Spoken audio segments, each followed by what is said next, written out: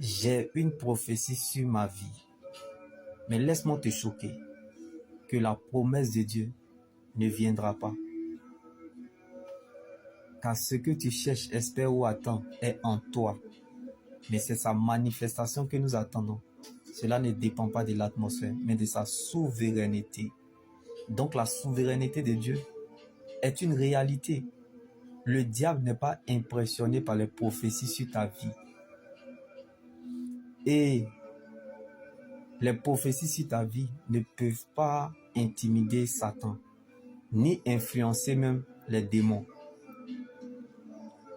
Encore moins de surcroît, tes ennemis sont les médicaments qui donneront la santé à ta destinée. Donc, l'incertitude, la confusion, la persécution, l'adversité, c'est comme un service militaire pour tout enfant de Dieu. Mais celui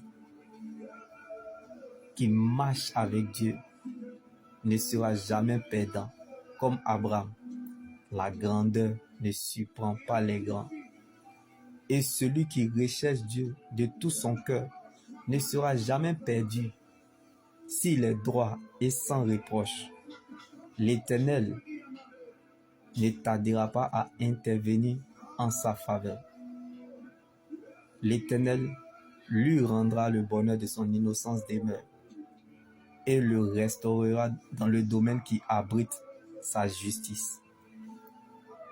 Donc, une vision sans discipline ne connaîtra jamais son accomplissement. Même si tu te laves avec l'eau de Jésus, bien-aimé, Dieu ne se trouve pas à la parole, mais dans sa parole. Donc, à chacun son couloir, chacun dans son couloir. N'abandonne pas et ne quitte pas le processus. Tant que tu n'es pas encore arrivé à l'accomplissement de ce que Dieu a dit, on peut t'affaiblir et te ralentir. Mais la promesse de Dieu qui est en toi, se chargera de te réveiller. Champion, championne, tu es né pour accomplir un mandat divin. On ne meurt pas sans ça. Tu es né pour ça, car ta vie est liée à plusieurs destinées. Donc rien ne commencera et se fera sans toi, parce que tu portes un mandat divin.